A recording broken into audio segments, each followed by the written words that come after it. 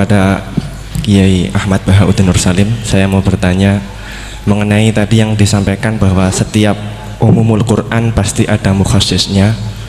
Ketika dilihat zaman sekarang ada kelompok liberal yang mencoba untuk mengamandemen Al-Quran dengan tidak mengkaitkan konteks zaman dulu, malah mengkaitkan dengan konteks zaman sekarang.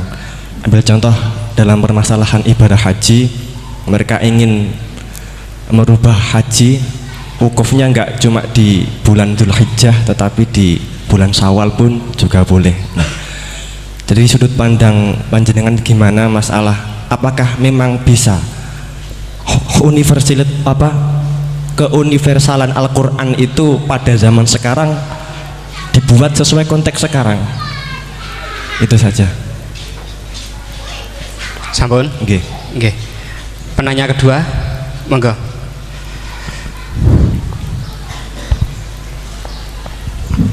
Assalamualaikum warahmatullahi wabarakatuh. Waalaikumsalam. Dumateng Yai, ini ada pertanyaan tentang penafsiran Al-Quran berdasarkan ilmu sains. Untuk abad sekarang kita mengenal teori ledakan besar yang sudah sangat populer. Namun walau demikian ilmu ini masih dalam bentuk zon yang wakilnya hakikatnya kita belum tahu dan belum yakin secara pasti. Namun teori ledakan besar ini kemudian disinkronkan dengan Al-Quran dengan penafsirannya bahwa ternyata di dalam Al-Quran itu sudah ada teori ledakan besar. Pertanyaan saya begini, menimbang ilmu teori ledakan besar ini adalah ilmu dzon, ini masih memungkinkan ilmu ini salah, sehingganya penafsiran terhadap Al-Quran ini menimbulkan kekhawatiran, yakni kalau ilmu ini sebenarnya salah kemudian disinkronkan dengan Al-Quran, nanti ada penyalahan dalam penafsiran. Namun sisi lain terdapat kebaikan, yakni ada banyak orang bicara bahwa Al-Quran turun sekian ratus tahun lalu ternyata di dalamnya memuat teori ledakan besar yang baru muncul abad modern ini. Dari penjelasan ini pripun monggo Yai tentang penafsiran berdasarkan ilmu yang masih dzon, yang belum hakikatan seperti ini, monggo. Oke, sama namanya. Oke.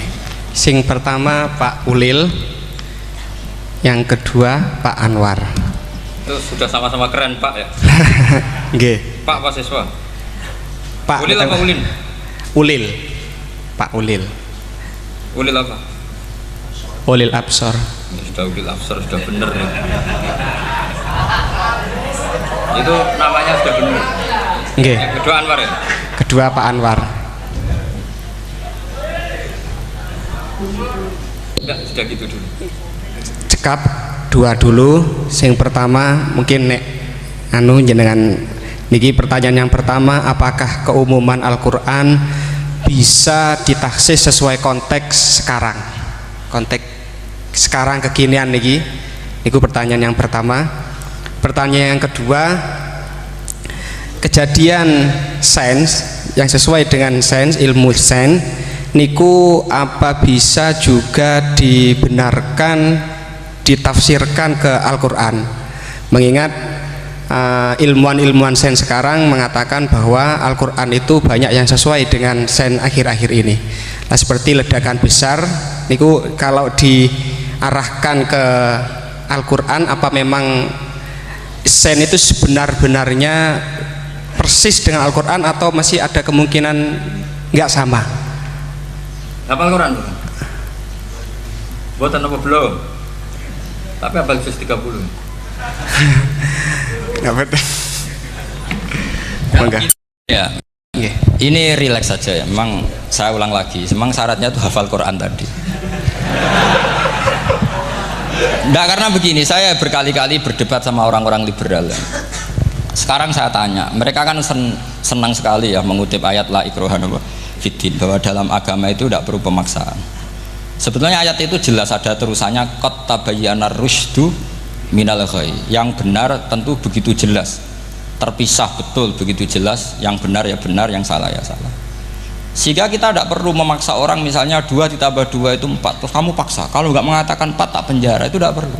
Kalau orang waras pasti bilang 2 tambah 2 4, 1 tambah 1 2. Kebenaran la ilaha illallah itu seperti itu, kebenaran yang begitu nyata sehingga tidak butuh dipaksa. Jadi sebetulnya la ikraha fiddin itu konteksnya, karena kebenaran benar-benar sudah punya eksistensi yang nyata, untuk diakui itu tidak butuh pemaksaan. Orang seluruh Indonesia kan bilang 1 tambah 1 itu 2, nggak usah diintimidasi nanti ditangkap Pak Gatot gitu. Ya tidak perlu. Makanya terusannya aja lah, repotnya sekarang santri-santri kalau pidato khitobiah di pondok-pondok ya diputus kayak orang liberal, la ikraha fiddin. Itu belum wakaf, masih qad tabayyana rusdu minal ghayy. Paham yang saya maksud ya? Sehingga kadang Nabi itu ngendikan secara ekstrim, misalnya mangqala la ilaha illallah dakhalal jannah, siapa yang meyakini la ilaha illallah nanti pasti masuk surga, entah kapan pasti masuk surga, kalau belum ya antri masih, tapi pasti lah. Terus Nabi sempat ngendikan, itu hadis sahih, wa in zana wa in saraka, meskipun pernah punya masa lalu, zana itu fi'il madhi, pernah punya masa lalu, pernah zina, pernah maling. Itu sampai 3 kali sahabat protes. Tapi saya berkali-kali ngomong di ngaji di Jogja, di Bojonegoro, di rumah ngomong, kebenaran yang absolut, kebenaran yang hakiki tidak bisa terganggu oleh perilaku sosial. Bukan masalah seakan-akan hadis ini membolehkan zina, itu tidak mungkin. Inna wa la ya'muru bil fahsya, Allah tidak akan nyuruh hal yang buruk. Tapi saya beri satu logika, satu analogi. Kalau rektor Al-Azhar kamu tanya 1 tambah 1 berapa Pak Rektor, pasti bilang 2. Kamu tanya Amrozi ya bilang 2. Kamu tanya Pak Ahok ya bilang 2. Kamu tanya Anies Baswedan ya bilang 2. Tanya Pak Nusron dia jawab 2. Sama, semuanya jawab 2. Karena kebenaran hakiki pasti absolut. Sekarang misalnya gini, ada ronte dari dulu Doli misalnya, kamu tanya Mbak 1 tambah 1 itu berapa, pasti bilang 2.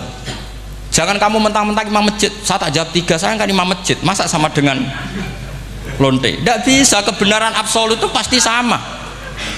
Mbok rektor Al-Azhar sama siapapun ya jawabnya sama.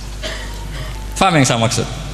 Sebab itu kadang Nabi ngendikan wa in itu la ilaha illallah itu kebenaran absolut, lebih absolut ketimbang 1 ditambah 1 2. Sehingga kebenaran absolut la ilaha illallah itu nggak bisa terganggu oleh apapun.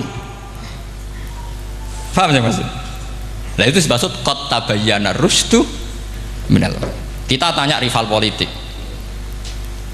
Pak Jokowi kamu tanya 1 tambah 1 ya 2, Pak Prabowo ya bilang 2, bukan karena rival politik. Tadi Pak Jokowi jawab berapa? 2, ya udahlah 4. Tidak ada seperti itu. Nah itu disebut qad tabayyana rusdu. Nah kembali ke ide tadi, ide bahwa wukuf boleh di mana saja, terus boleh tidak syawal, itu udah ide. Sebenarnya sampean mikir saja itu sudah kriminal. Berarti sampean ngapalkan pikiran salah ya. Karena kalau kita diskusikan itu lucu sekali, karena ya itu sudah begini loh kaidah khilaf itu, saya kasih tahu. Walaysa kullu khilafin jaa mu'tabara illa khilafal ladzi khadzum minan nadhari. Tidak semua khilaf itu dianggap satu khilaf, satu perbedaan pendapat kalau kualitasnya nggak sama-sama mutu. Kalau yang satu nggak mutu itu nggak dianggap khilaf, nggak level. Itu tadi misalnya Imam Ghazali ngendikan begini, qala al-Ghazali gini-gini, pasti saingannya ya qala Nawawi atau qala Al-Qurtubi atau qala siapalah. Jangan qala al-Ghazali terus kamu saingi menurut Ustadz dari Solo, dari Jogja, wah ya udah level, masa Imam Ghazali disaingi. Itu ya, aturannya seperti itu. Ini jelas Rasulullah sendiri yang ngendikan al-hajju arafah, bahwa syarat sahnya haji adalah wukuf, dan Nabi menyebut arafah. Tentu kita tidak pernah memperbandingkan apa yang disabdakan Nabi dengan yang jadi pikiran mereka itu. Kalau mereka alasannya karena orang bergumul di situ, di Mina, di Arafah, gara-gara waktunya sama, titiknya sama, terus terjadi kematian gini. Apa yang nggak wukuf di Arafah itu hidup semua. Itu kan kayak dalilnya orang rokok mari cepat mati. Oh, sing rokok ya mati. Orang-orang jil juga mati.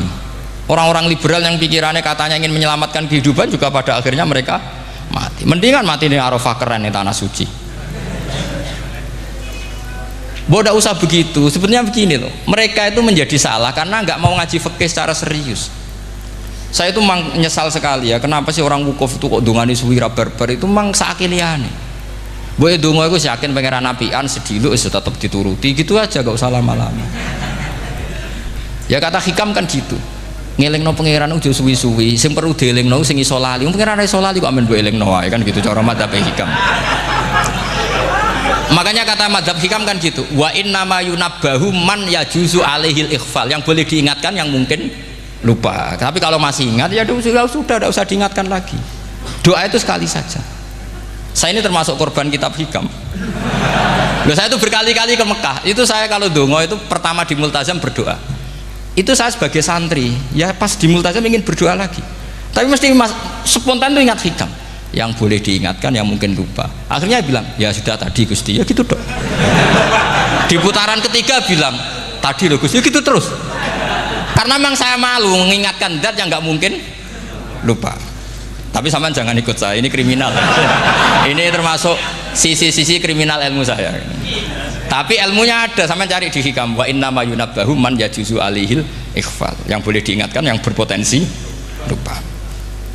Mungkin Anda punya dalih, wah aku dongo mau nunjukno butuh Gus, tapi ra kepen disembadani. Ya alhamdulillah aku yang ngono. Tapi tak pikir makom sampean tidak seperti itu, tetap kepengen disembadani. Lalu pertanyaannya kemudian, kalau kita ngikuti fikih sebetulnya nggak perlu menumpuk di Arafah. Sama cari di takrib, di mu'in, di semua bab fikih. Wukuf di Arafah itu sah dan tidak perlu muksun. Walau mutarodidan, meskipun hanya jalan-jalan. Bahkan di Fathul Mu'in diberi walau lagi, walau fitolabi abidin. Moro Arafah be golek duit ceblok atau golek apa, ini ya wis sah. Lu andai kan semua melakukan itu mau nge-shift muter saja kan selesai kan. Mari terus dodongklok di situ lama-lama. Iya enggak? Zaman Fathul Mu'in dihentikan walau mutarodidan, lewat tok itu sudah sah. Bahkan walau fitolabi abikan, meskipun tidak punya niat wukuf, pokoknya ke situ ya sudah nyari-nyari apa. Sing mari menumpuk gara-gara semua itu ingin ideal. Wah mumpung di Arafah, ngentekno Tegal, ngentekno sawah, wah sudah. Makanya kalau haji itu sama orang yang ngedol Tegal mesti seru, wah itu nangis. Haji be orang alim atau orang KBIH gak iso nangis karena malah badi kan, dia kan nggak pati iso nangis mesti itu. Nah ini kan, nah ini penting saya utarakan. Jadi andikan orang itu ya haji kayak orang-orang alim. Setahu saya orang-orang alim kalau haji ya biasa saja, sekadarnya. Karena ya dia tahu ini masalah karena nanti ganggu yang lain, sekadarnya. Karena kita ini berlebihan, akhirnya menumpuk di situ. Padahal fikih zaman dulu sudah mengatakan walau mutarodidan fitolabi abikin, jelas itu takbirnya. Masih ingat atau tidak takbir itu? Harus ingat kan? Jadi ini kan problem kita lagi-lagi tidak hafal, kita tidak menguasai ngotok fikih.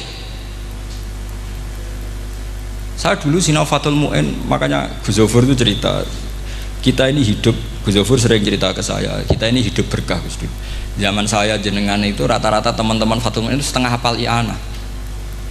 Ya karena kompetitornya ya baik, peminatnya ya baik. Dulu saking senengnya Gus Naji sama ilmu itu, beliau pernah ikut Fathul Mu'in era saya. Padahal sudah dari Mekah lama, saking senengnya ilmu. Jadi kita dulu biasa diskusi dengan Gus Naji, dengan Gus Zofur karena saking senengnya ilmu. Ya itu tadi, karena memang ilmu itu asik. Tapi kita ini belajar fikih itu tidak seperti itu. Kita sudah kayak, ya sudah kayak orang-orang yang nggak mau fikih. Wong nak dongo ning Arafah gini-gini terus, ya hanya gitu-gitu dong. Tidak mikir kalau ganggu orang lain itu begini gue dipikir.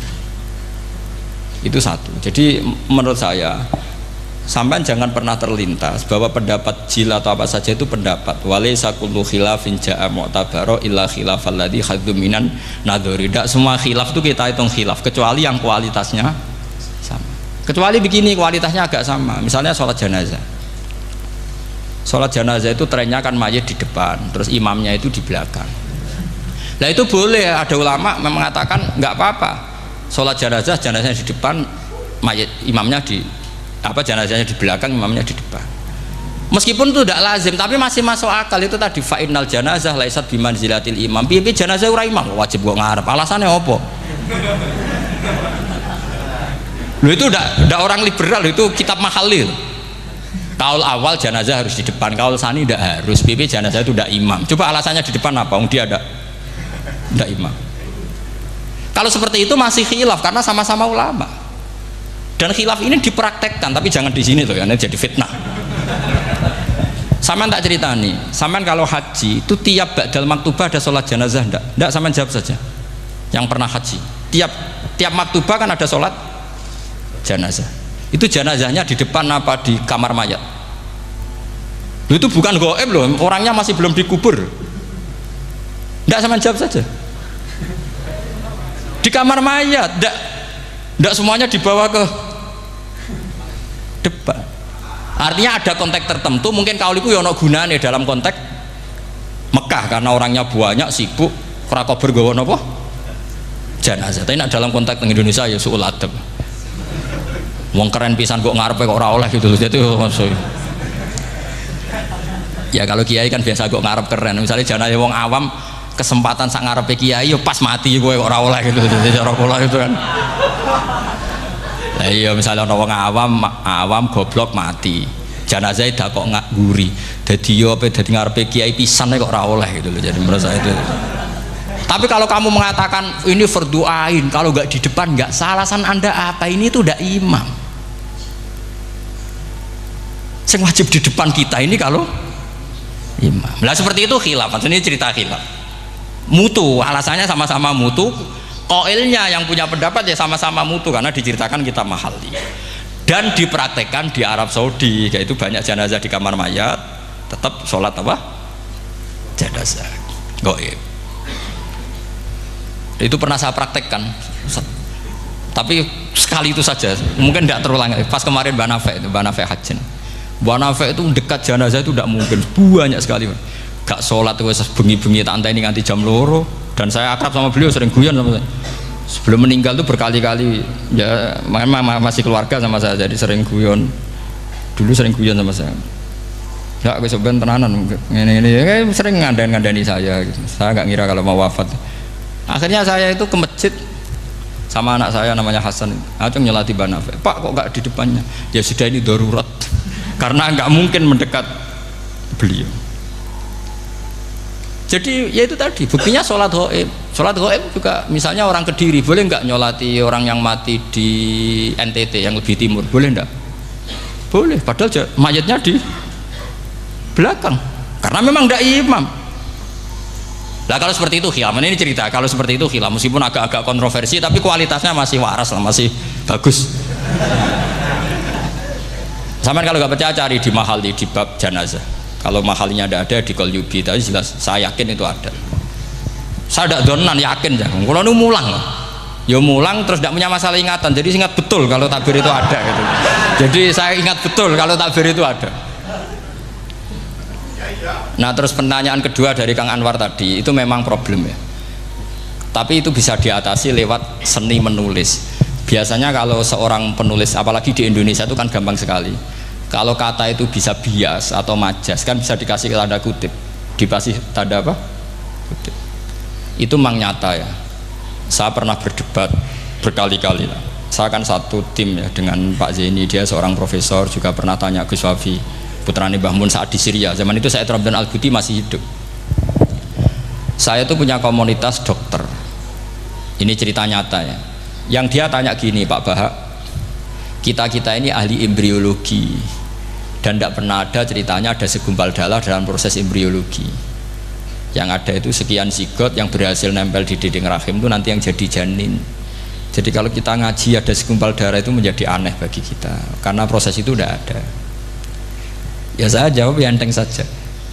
Ya kan yang bilang segumpal darah itu kiai kan tidak Quran. Makanya benar Kang Anwar tadi yang ngomong itu mufasirnya atau kiainya yang nerjemah.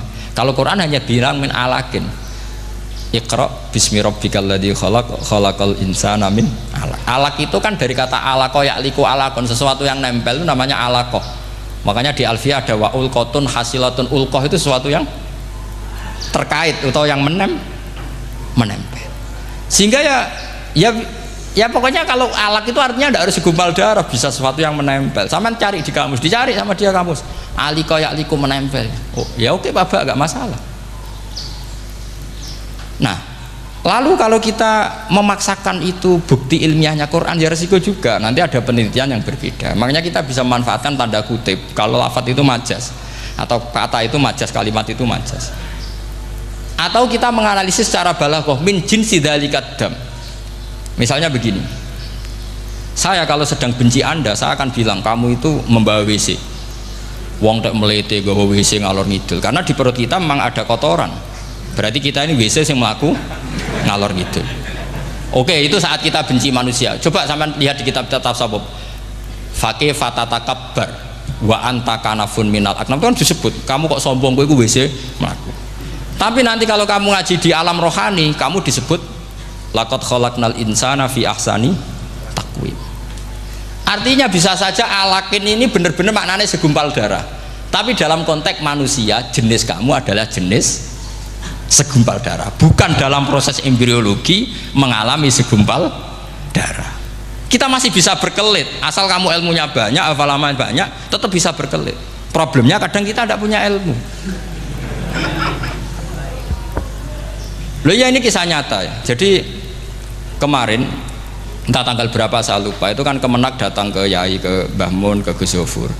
Di antara usul saya seperti itu, mbok terjemah Kemenak kalau yang terkait sain itu dikasih bahasa yang bias, karena nanti kalau tidak bias ini nanti ada penelitian kelihatan Quran dianggap loh ya, dianggap salah, sebenarnya salah yang terjemah, atau kita yakin sesuai ilmiah ternyata suatu saat ada penemuan yang berbeda. Kita bisa manfaatkan tadi seni menulis tadi, misalnya tanda kutip atau dipakai kata bias. Ya misalnya begini, contoh paling gampang tadi, misalnya kita bangga misalnya Quran terbukti benar ketika mengatakan wa ja'ala bainahuma barzakha wa hijra mahjura, antara air tawar dan air laut itu ada pemisah. Kita mungkin ya setuju nyari-nyari ayat tentang Big Bang, tentang apa ledakan yang dahsyat.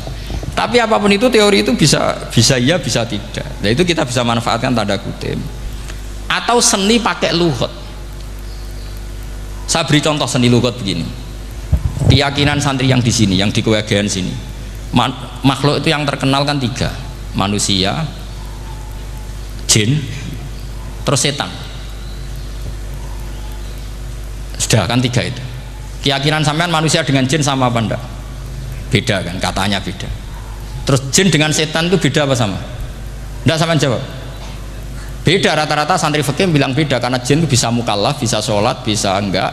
Kalau setan pasti enggak sholat. Tapi pecinta orang sholat dia, kalau orang sholat datang penggemar dia, mau ganggu gitu. Nah sekarang pertanyaannya gini, lalu ketika para ulama mengatakan jin dan malaikat itu beda, jin dengan setan beda, tapi di Quran itu ada loh ayat fasajadu illa iblis kana minal jinni fafasaqa an amri rabbi. Jelas ayatnya di surat Isra kalau nggak salah tuh, kana minal jin, karena ono sopo iblis iku minal jinni. Padahal tadi Anda yakin iblis dan jin itu tidak sekategori, tapi ayat itu karena minal jin. Caranya gimana? Gampang, sama cari di tafsir Baghawi atau tafsir Ibnu Katsir. Caranya adalah dianalisis secara lughat. Sesuatu yang nggak kelihatan atau yang gelap disebut jannah.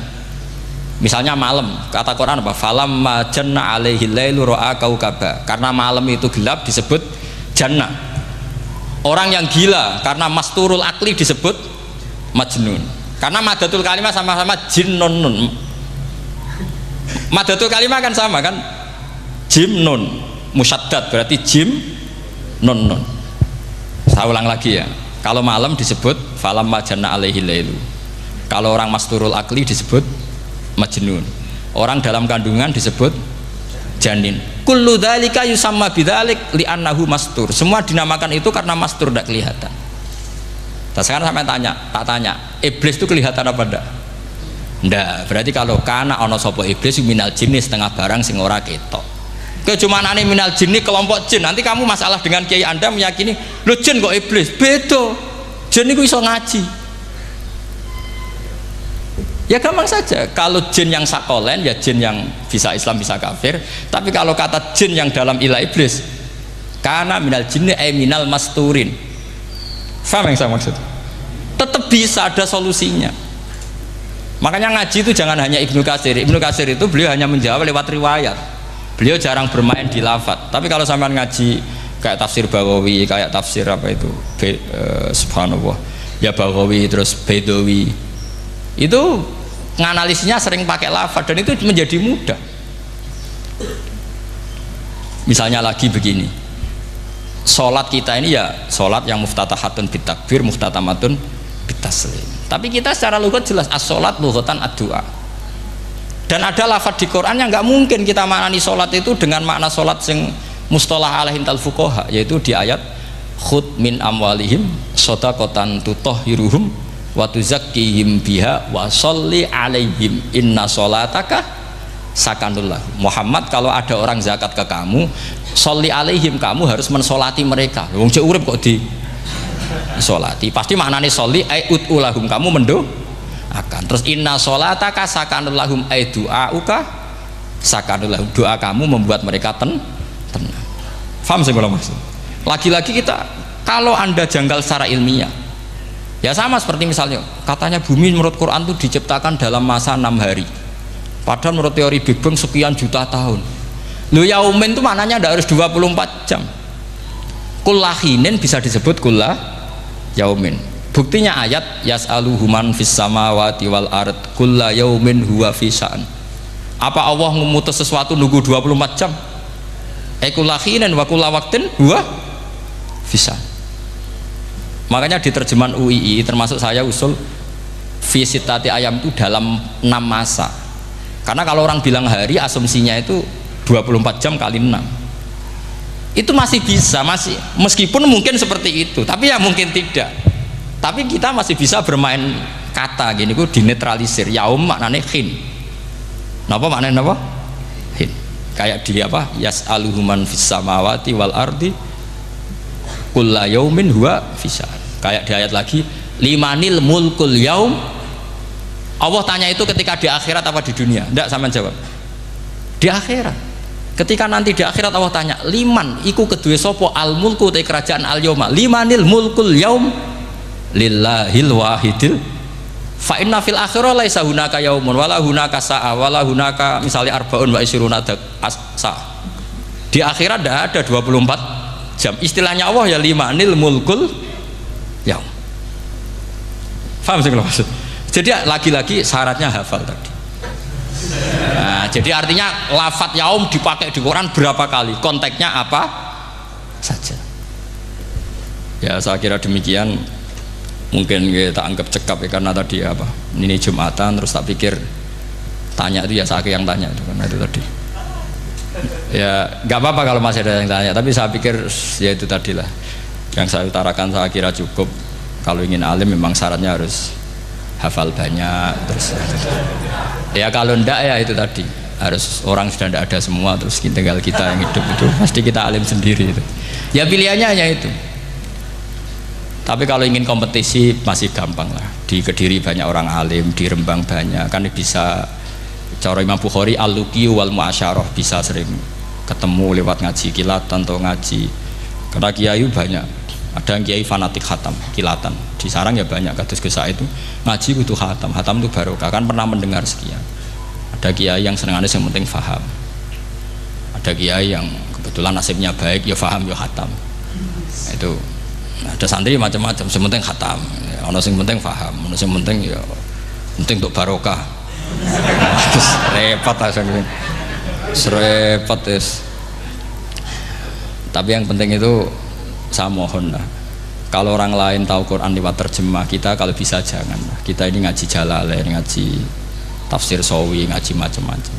Saya itu kalau sinau tafsir itu tak ulang-ulang, saya itu sampai lupa khatam Jalalain berapa kali itu sampai lupa. Karena itu tadi, setiap saya baca pasti nanti analisisnya beda. Tadi misalnya u'budu rabbakum, kalau dalam konteks orang kafir jelas wahidu rabbakum, karena mereka masih melakukan isyrak. Tapi kalau orang Islam dibilang cong kamu ibadah, dawimu alal ibadah, karena sudah Islam. Itu Imam Suyuti tidak konsisten. Tidak konsistennya karena beliau orang alim. Ya Yohanes kadang ditafsiri ahla Makkah, memang saat itu konteksnya Makkah. Tapi dalam konteks Islam tentu wama arsalnaka illa kafatal lidasi basyira wa nadhira. Itu kan ulama. Kalau ingat asbabun nuzul ya Yohanes jelas ahla Makkah. Tapi kalau ingat umumul Quran nas ya kullan nas, bukan harus ahla napa Mekah. Makanya ada fi tafsirin qala ala Makkah, wa fi tafsirin akhar dia bilang ayyan nas. Ini yang mengulang-ulang akan paham karena konteksnya apa? Beda. Lagi-lagi ya tadi harus hafal. Ayuhan nas dipakai Quran berapa kali? Konteksnya apa saja? Makanya Ibnu Abbas ketika ditanya bagaimana perbedaan ayat Makkiyah dan Madaniyah, beliau enteng jawab, biasanya kalau surat Makkiyah dimulai ya ayuhan nas karena mereka zaman itu masih kafir, belum berstatus mukmin. Kalau di Madinah rata-rata khitab sudah ya ayyuhalladzina amanu karena di Madinah mayoritas sudah mukmin. Tetap memanfaatkan proses dialek dan itu mudah. Memang kalau kita neliti terus mudah. Maknanya mudah itu tidak sulit. Ya memang Nabi begitu. Loh sampean kalau hafal hadis nanti akan ngomong seperti saya. Loh itu otomatis. Misalnya begini, Nabi itu ditanya, ya Rasulullah, dulani ala amalin gini-gini, terus terakhir dia ya yudkhilunil jannah, yang bisa masukkan saya ke surga. Nabi jawabnya itu, inna dzalika yasir, itu gampang. Tapi terusannya yang nggak nguati alaman yassarahu wah. Oh itu gampang dong bagi wong sing digampangno pangeran. Orang kata Nabi, wah ini sulit, tidak semua orang masuk surga. Nabi jawabnya inna dzalika yasir, itu gampang. Tapi terusannya alaman yassarahu wah. Ya mengen Quran adatnya ya gitu. Inna dzalika ala wahi yasir. Ya itu gampang. Bukan berarti kita nyepelek ndak, memang ya itu tadi. Sesuatu sulit itu kalau kita tidak tahu rumusnya, sebenarnya kita tahu, cuma tidak mau. Sampean tahu kalau rumusnya ingin alim tafsir harus hafal Quran, hafal hadis, pernah ngaji etkon, ngaji ini, tahu, tapi kan nggak mau. Akhirnya mau takut tok, carane ngalim piye Gus? Aslinya ngerti, nak carane iku ngerti. Geleme sing raga. Nah, itu kan gitu. Ini kebetulan kenyek kan ngomong fakta on biasa mawon, mboten kenyek. Ya seperti kamu mau ke Jakarta kan jauh, tapi tetap gampang. Caranya beli tiket gini-gini ya kan gampang. Ya kalau ingin alim tafsir, satu hafal Quran, dua minimal setengah hafal Jalalain. Nanti kalau Jalalain janggal, kamu ngaji Sawi, karena banyak juga Jalalain yang diprotes sama Imam Sawi, dikritik. Itu kan wajar ya, sarah itu hanya membenarkan yang di matan ada masalah. Takrib kurang barokah, ya ada beberapa yang dibenarkan sarah. Kayak takrib ngendikan mabit bimina sunat apa wajib. Kalau di kitab Fathul Qorib sunat, di sarah dibenarkan, kalau yang benar itu wajib. Takrib bilang sholat jamaah itu sunat muakkadah, di sarah dibenarkan itu fardu kifayah. Ya sama di Jalalain kadang ada masalah seperti itu. Imam Suyuti meyakini satu hal, sama sarah dibenarkan. Makanya ya Jalalain ya Sawi. Nanti setelah itu khatam semua, belajar tafsir Baghawi. Nanti kan alim sendiri. Apalagi di desa kamu tidak ada orang alim, wah hebat. Kak, kamu jangan hidup di sarang, di Lirboyo, di daerah-daerah, jangan hidup di Kuagen, nyari daerah yang aman, aman dari kontrol maksudnya. Tapi yang jelas itu jawab dulu mudah. Kalau kamu menjawab sulit, kualat neraka sama. Lihat bagaimanapun Quran disifati Allah walaqad yassarnal Qur'ana lidzikri fahal mim mudzakir. Makanya saya tadi ngomong, kalau Anda hafal seperti saya, pasti cara ngomong kayak saya. Kita mau ngomong Quran sulit tidak mungkin. Kita ini ingat kalau Allah mensifati Quran walaqad yassarnal Qur'ana. Fakaifa wasafahu wa bil yusri wa anta taqulu bil usri. Bagaimana Allah mengatakan yusrun kemudian Anda mengatakan usr. Neraka sama bantah pangeran. Atau gini, kalau terpaksa muni sulit Gus, tapi sementara ini pokoknya tambahi gitu. Lah nanti ya masih sulit, tapi ya bisa saja tidak sulit. Karena tadi bukti kalau Quran mudah, orang kafir ketika dibacakan yang nangis banyak. Raja Najasyi sebelum Islam dibacakan surat oleh Ja'far bin Abi Thalib nangis. Inna hadza wa manazala ala Musa lamin miskatin wahidah. Ini dengan Taurat pasti dari pintu yang sama, dari nur yang sama. Miskat itu nur. Faham nangis sampai wa idza sami'u. Sami'u itu belum Islam loh ketika itu. Wa idza sami'u ma unzila ilar rasuli tara a'yunahum tafidu minad dam'i mimma arafu minal haq lagi yaquluna rabbana amanna. Artinya fahimu khina kanu fil kufr. Mereka faham ketika masih kafir. Karena muyassar, Quran itu muyassar. Faqih fala tafham. Wa anta tata alam kutuba kadza wa kadza wa takhtimu kutuba kadza kadza. Kok ijek kadza. Ada gua entek kadane. Ini bukan kritik, ini pelurusan. Sampeyan jangan sensitif, kok cah wedok yang kandhani sensitif, mutung. Ini pelurusan. Jelas Quran disifati walaqad yassarnal Qur'ana lidzikri fahal mim muddakir. Dan itu nyata, saya ulang lagi, itu nyata. Sampai yang saya ceritakan di makalah ini, ada orang Bedui, ada seorang khotib khutbah, fawarabbis sama'i wal ardi innahu lahaqqum mithama annakum tantikun. Arabinya tanya sama Pak Khotib, itu kan artinya kan demi Tuhannya langit dan bumi. Si Arabi tanya Pak Khotib, yang bikin murka Allah itu siapa? Kok sampai Allah terpaksa sumpah? Karena si Arabi tahu orang sampai sumpah itu pasti karena tersinggung. Kalau nggak tersinggung ngapain Anda sumpah? Dalam kehidupan sehari-hari kalau kita sampai sumpah itu karena tersinggung. Kita ditagih orang bisa sesuk tak sahur, ditagih lagi bilang kita tak sahur. Nah, serah percaya bang, wallahi sesuk tak sahur. Kalau orang sumpah itu karena tersinggung. Ternyata betul. Sampai cek di Quran, kalau Allah memulai surat dengan sumpah, pasti terusannya Allah itu duka atau marah karena sumpah itu untuk yang tersinggung. Makanya di Balaghah diterangkan, kalau kaidah normal, kondisi normal, kamu harus bilang Zaidun qaimun. Kalau mukhatab ada indikasi tidak percaya, kamu bilang inna Zaidan qaimun. Kalau selalu kelihatan tidak percaya, kamu harus bilang wallahi inna Zaidan laqaimun. Ya enggak di ilmu balaghah. Lah iya itu kan Arabi saja paham. Kamu yang ngaji Jahrul Makno tidak paham kan aneh. Makanya itu penting itu. Nah, lagi-lagi walaqad yassarnal Qur'ana lidzikri fahal mim muddakir. Ya doa ini bagian ustadz yang pun khusyuk niki kan donga ning kersane niki. Ampun kula nggih.